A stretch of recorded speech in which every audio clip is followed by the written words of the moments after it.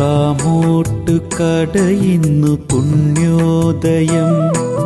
ശ്രീമൂർത്തി ഭക്തർക്കു പുണ്യോത്സവം. നിൻ തിരുപാദം നമിക്കുന്ന ഭക്തർ നിന്നെ കാണാനെത്തുന്നു തിരുനടയിൽ. അമ്മേ ശരണം, ദേവീ ശരണം.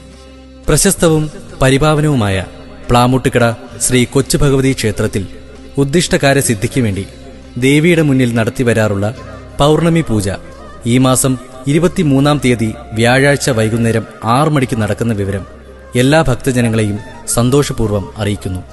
എല്ലാ ഭക്തജനങ്ങളെയും ഭക്തി ആദരപൂർവ്വം സ്വാഗതം ചെയ്യുന്നു. ചാമുണ്ടേശ്വരി ചമയപ്രഭാമയി പ്ലാമൂട്ടുകടയിൽ വാഴും ദേവി.